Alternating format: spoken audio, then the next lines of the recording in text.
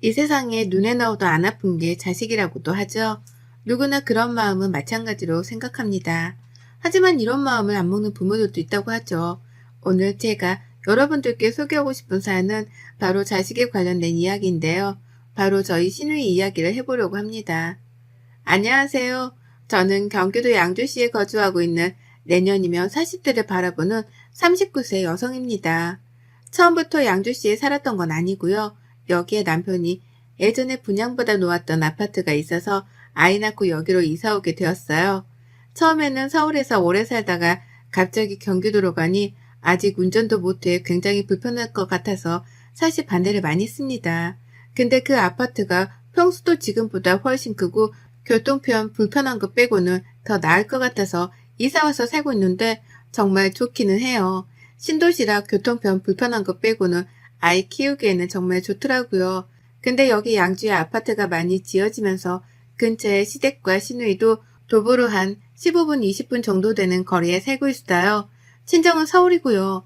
제가 워낙 내성적인 성격이라 같은 동네에 살아도 사실 자주 가지는 않습니다.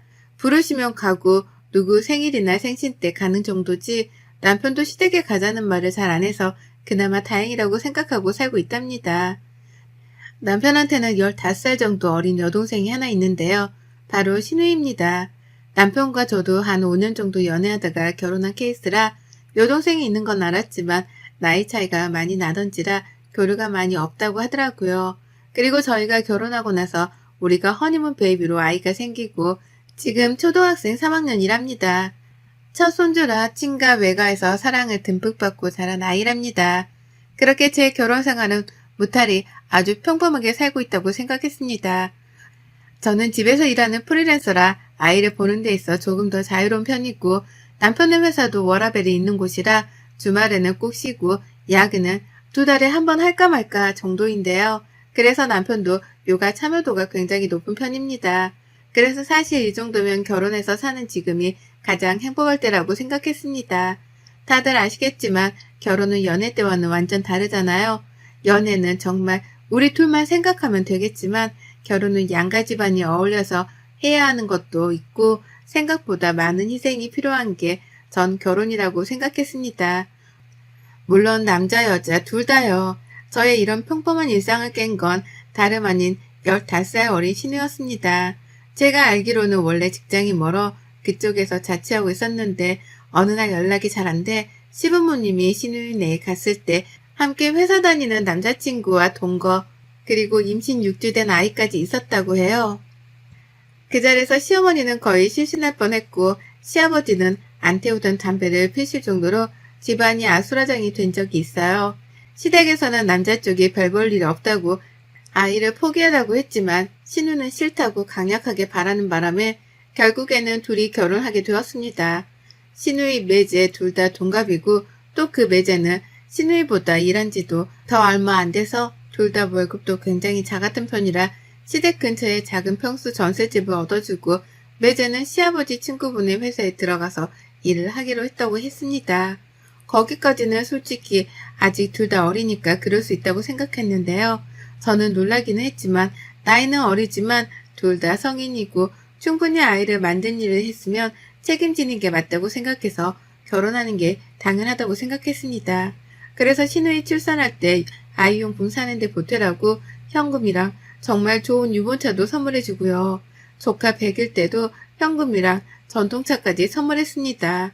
남편이 여동생이 아직 나이가 어려서 자기가 많이 그동안 못 챙겨준 것 같다고 결혼할 때 마음이 아프다고 결혼해서 잘 챙겨주고 싶다고 하길래 뭐 당연히 그러라고 했습니다. 저도 그렇게 주는 게 마음이 더 편하다고 생각하기도 했고요. 그런데 어느 날부터인가 신우이가 밖으로 겉돌기 시작했던 것 같습니다.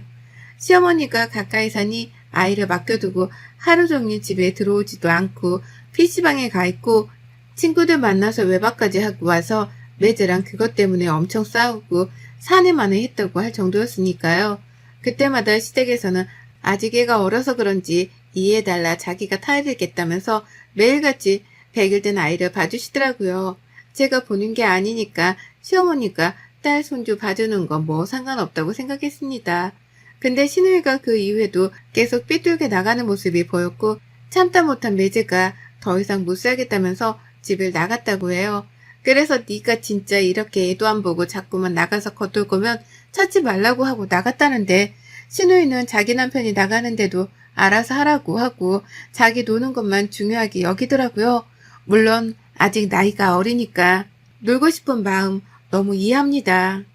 왜 이해하지 못하겠어요. 저도 그런 시절이 있었는걸요. 근데 이제는 엄마잖아요. 아직 아이가 많이 어린데 엄마 손길이 필요하잖아요. 100일밖에 안 되었는데. 근데 시어머니가 거의 손주 엄마처럼 하고 계시니 그것도 보기가 좀 그렇더라고요. 남편은 자기도 놀고 싶어 그러니 좀 참으라고 매제한테 말했다는데, 매제가 그 말을 듣겠냐고요. 저 같아도 저는 열심히 나가서 가족을 위해서 돈 벌고 집에 들어오면 와이프도 자식도 없고 집은 개판 5분 전이면 솔직히 저라도 집 나가고 싶을 것 같아요. 그 뒤로 신우이는 집에 안 들어온 날이 더 많았고, 심지어는 어디서 뭘 하면서 사는지 모를 정도일 때가 더 많았어요. 그러다 일주일 정도 지나면 들어와서 애기 좀 보다가 다시 또 나가고를 반복하니 시어머니도 안 되겠다 싶었는지 신우이네 가서 아이를 던져두고 네가 알아서 하라고 왔다는데 또 어떻게 하나 볼까 싶어서 집 앞에서 몰래 지켜보셨는데, 신우이가 아이만 집에다 두고 그대로 나왔더라니까요. 시어머니가 놀라서 빨리 가서 애를 다시 데리고 왔다는데, 저도 아이 엄마지만 신우 같은 엄마가 있을까 싶더라고요. 이때까지 사실 저한테는 불똥이 튀겠어 싶었어요. 아직 시어머니가 젊으신 편이고 뭐 시댁에 못 사는 편은 아니라 신우의 자식 정도면 충분히 케어하실 수 있다고 생각했거든요. 근데 갑자기 시어머니가 허리 디스크가 파열돼 수술을 받아야 하는 상황이 생기면서, 시아버지는 베이비시터를 고용하자고 했지만 시어머니는 그건 안 된다며 남편에게 말해서 제가 잠깐만 봐줄 순 없겠냐 물어보라고 하셨다고 하더라고요. 처음에 저는 저희 아이 키우는 것도 바쁜데 아무리 조카여도 내가 데리고 있는 게 맞나 싶었지만, 아이도 너무 불쌍하고 시어머니도 아이 보시다가 그렇게 된 거니 수술하고 좀 나으실 때까지만 제가 케어하기로 했습니다.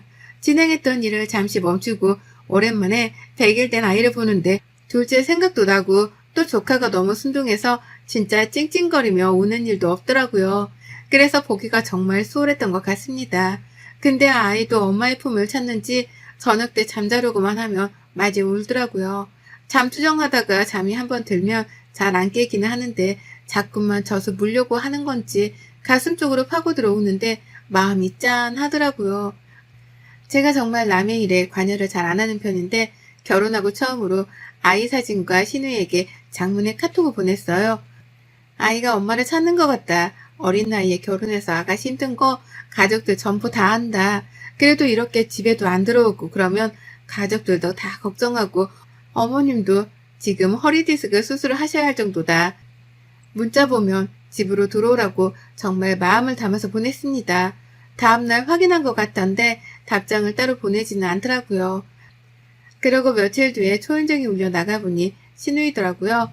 내 문자를 보고 좀 정신을 차렸나 싶어서 빨리 들어오라고 했죠. 방금 아이를 낮잠 재워서 방에서 얼굴을 보고 나와서 저보고 아이가 잘 있었냐고 물어보길래 잘 있었다. 정말 순둥한 아이다. 라고 했습니다. 근데 신우의 말이 여기서부터 정말 무책임하다고 느꼈는데요. 저보고 갑자기 그러는 거예요. 언니는 아직 둘째도 없는데 우리 애기 키워주시면 안 돼요? 네? 아니, 아가씨 무슨 소리를 하시는 거예요? 아빠도 있고 엄마도 있는데 내가 왜 조카를 키워요? 이제 더 이상 걔랑은 안 살 거고 저 새롭게 시작하고 싶어요. 여기서 새롭게 뭐 시작하면 제 나이가 너무 아깝잖아요. 근데 아이가 있으면 어떻게 제가 취업을 하고 다른 사람을 만나서 온전한 가정을 꾸리겠어요. 아가씨, 그래도 그건 아니에요. 요새도 아이 있어도 다 좋은 사람 만날 수 있고 나중에 아가씨가 후회할 건 생각 안 해요? 이 아이가 정말 자기를 낳아준 엄마 아빠가 제가 아니라고 생각해봐요.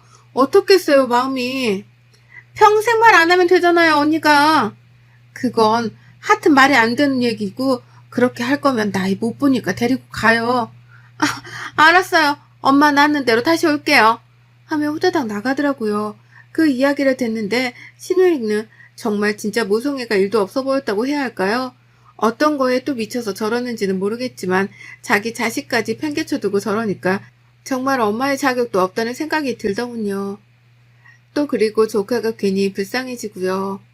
하여튼 이렇게 확실히 이야기했으니 더 이상 이야기하지 않겠다 싶었고 시어머니에게도 수술 끝나는 대로 저도 일을 다시 복귀해야 하니까 빨리 데려가셔야 할 것 같다고 문자를 보내놓았습니다. 그날 저녁 남편에게 이 일을 다 말했고 남편은 신우이 만나서 진짜 한 소리 한다는 거를 겨우 말려서 다시 조카를 시어머니가 데려가는 걸로 했으니 그냥 알고만 있으라고 했죠. 그렇게 시어머니 허리 디스크 수술이 끝나고 더 이상 저희 집에 조카를 둘 수 없어 베이비시터랑 시어머니가 둘이 애를 본다고 하더라고요. 저는 그대로 이제 신우이도 정신 차리고 돌아올 줄 알았어요. 엄마라면 당연히 그래야 하는 거잖아요. 근데 신우이가 집에 있는 짐을 모조리 싸서 나갔다고 시어머니께 전해 들었어요. 정말 미쳤구나 싶었습니다.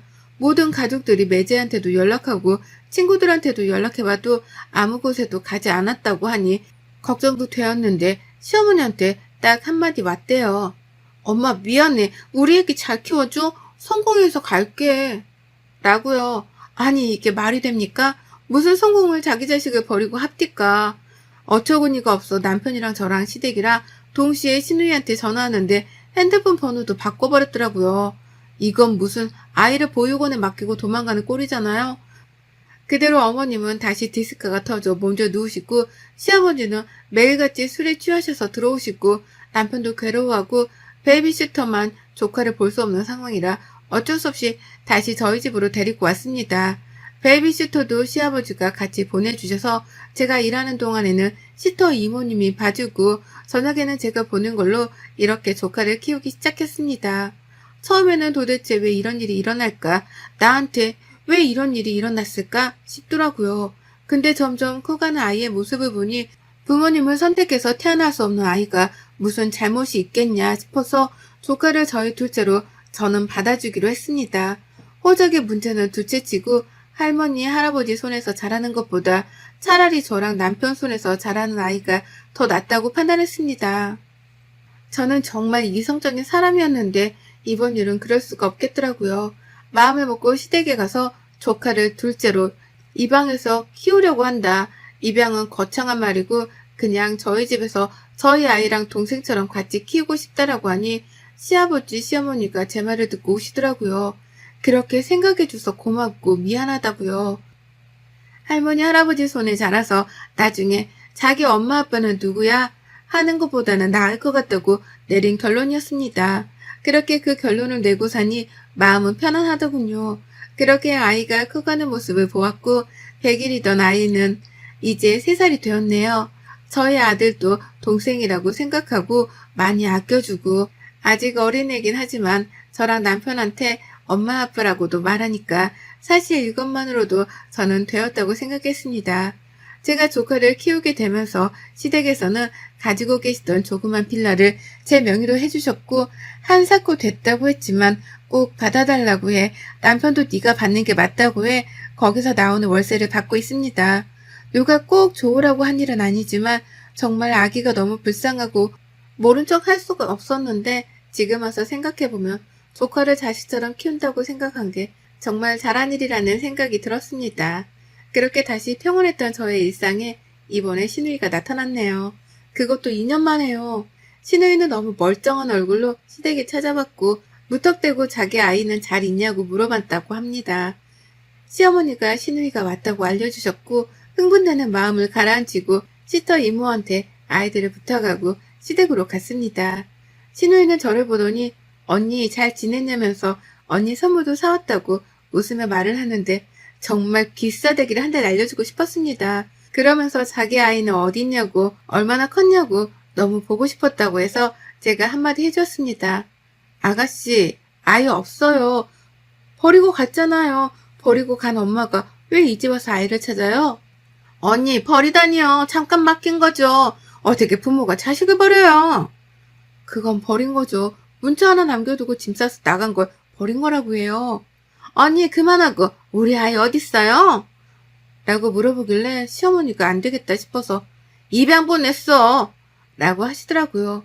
저도 그렇게 말씀하실 줄은 몰라서 아무 말 안 하고 잠자고 있었더니 갑자기 신우이가 소리를 지르면서 그게 무슨 말이냐면서 엄마가 있는데 왜 입양을 보내냐고 엄마가 사람이냐면서 쌩 난리를 치는데 보다못해 시어머니가 있는 앞에서 제가 신우이 뺨을 정말 세게 고개가 돌아갈 정도로 쳤습니다.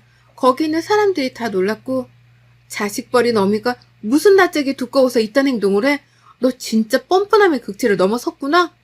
언니, 이게 뭐 하는 짓이에요? 라고 하길래 한 대 더 올리며 뭐? 뭐 하는 짓? 너 그동안 내가 오냐 오냐 하니까 내가 호구 같았지? 네 아이 버리고 가서 지금 뭐 하는 행패야? 버린 게 아니라 잠깐 맡긴 거라고요. 너는 애가 물건이냐? 맡기고 다시 찾아가려고 하게. 여기가 뭐 전당포야? 말 똑바로 해? 그제서야 신우이는 기어가는 목소리로 애가 보고 싶어 찾아왔다고 말했고 저는 애를 볼 자격도 없는 게 2년 만에 나타나서 애 어딨냐고 물어보는 거냐고 너는 평생 애 볼 생각하지 말고 다시 집 나가서 네 인생 살라고 했습니다. 그대로 주저앉아서 울고불고 때를 쓰길래 더 이상 안 될 것 같아 이번에는 변기물을 양동이에 받아서 그대로 신우이한테 뿌렸어요. 그대로 신우이는 소리를 지르면서 뭐하는 짓이냐고 울길래 너 왜 자꾸 여기 와서 행패야? 너 뭐 깡패야? 왜 난리야 자꾸. 너 나가고 여기 있는 가족들은 생각도 안 해? 근데 뭐 선물을 사와? 얘를 잠깐 맡긴 거야? 여기가 보육원이냐? 언니 내가 그때는 잠깐 미쳤었나 봐요. 너무 힘들고 걔랑도 사이도 안 좋고 해서 내가 잠시 미쳤었나 봐요. 근데 살다 보니까 아이가 너무 눈에 아른거려서 안 될 것 같아 다시 온 거예요. 네가 그런 생각이었으면 애초부터 연락을 했어야지. 번호 다 바꾸고 그 생쇼를 떨고 이제 와서 네 어디냐고 행패 부리는 게 지금 맞아? 라고 말을 했고 신우이는 그 뒤로 묵묵부답이라 우선 시어머니가 씻고 나오라고 욕실로 가고 저는 시어머니에게 다시 오겠다고 하고 집으로 왔습니다. 지금까지 키운 아이를 다시 보내야 하는 게 맞는 건지 내가 키우는 게 맞는 건지 도통 모르겠더라고요. 남편도 이 소식을 듣고 부랴부랴 달려왔고 우선 신우이랑 이야기를 해본다고 시댁으로 가더라고요. 이야기를 하고 남편이 아이는 한번 보여주자고 하길래 누가 키우던 아이가 잘 자란 거는 보여주자고 네가 얼마나 잘 키웠는지 보여주자고 하길래 그 다음날 아이를 데리고 시댁으로 갔습니다. 그렇게 누워만 있던 아이가 이제는 걸어다니면서 웃는 모습을 보니 신우이는 아이를 더 이상 보지 못하고 방에 들어가서 울기만 하더라고요. 그렇게 그날이 가고 그 다음날 신우이가 따로 만나고 싶다고 찾아왔습니다. 나간 자리에서 신우이는 저에게 펑펑 울며 정말 미안하다고 용서해달라고 빌었습니다. 자기가 정말 미쳤었다며 그러면 안 됐었지만 그때는 아이가 너무 믿고 내 인생을 망가뜨린 것 같았는데 살면서 그게 아니었다며 늘 마음속에 아이가 태어난 사진 한 장을 품에 안고 살았다고요. 그래서 제가 어떻게 하고 싶냐고 물어보니 아이를 자기가 키우고 싶지만 이렇게 잘 커준 아이를 보니 자기가 그만큼 잘 키울 수 없을 것 같아 그냥 다시 있던 대로 가겠다고 말하더라고요. 그렇게 하라고 하고 저는 먼저 나왔습니다. 그 말을 들으면서도 마음이 불편했던 저는 어떻게 하는 게 맞는 건지 도무지 결론이 서지 않았고 그렇게 꼬박 밤을 지새우고 내린 결정은 이거였습니다. 아이를 다시 엄마한테 돌려보내는 일, 딱 이거였습니다. 제가 우리 자식이라고 생각하고 키우자고 마음먹었지만 그래도 아가씨가 친엄마고 이제 준비가 되었다면 당연히 부모한테 가는 게 맞다고 생각했거든요. 그렇게 저는 2년을 내 자식처럼 키운 아이를 다시 신우에게 아이가 좋아하는 장난감, 옷 이런 걸 다 건네주었습니다. 보내면서 한참 울었네요. 신우이는 자기는 자신이 없다고 했지만 그래도 지금까지 못했던 것들을 꼭 해주고 싶다고 말하길래 지켜보겠다고 했어요. 그렇게 저희는 4식구에서 3식구가 되었고 저희 첫째가 가장 슬퍼했어요. 저 다음으로요. 신우이는 지금 아이를 키우면서 시어머니의 도움 없이 키워보겠다고 해 혼자서 아이 어린이집 가 있을 때는 일하고 오후에는 아이와 시간을 보내는 것 같더라고요. 지금은 둘의 시간이 더 필요할 것 같아 저도 신우이한테 연락을 안 했습니다. 아이를 보내고 한 2주 정도 후에 외출했다 돌아왔는데 저희 집 앞에 큰 소프박스가 있어 집에 와서 뜯어보니 신우이의 편지였습니다. 아이가 밤에 언니가 들려주는 자장가를 흥얼거리는 것 같아 많이 울었다고요. 잘 키워줘서 너무 고맙고 마음을 담아서 아이의 사진들과 자기가 손수 만든 그림을 보내왔더라고요. 처음에는 저한테 벌어진 일이 너무나도 감당하기 힘들었지만 그 일이 있는 동안 많이 성숙해졌다는 걸 느끼기도 하네요.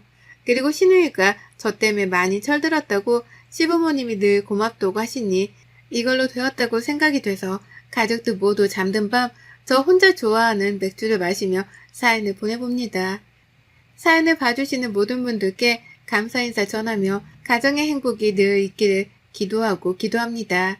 여러분의 생각은 댓글로 남겨주세요.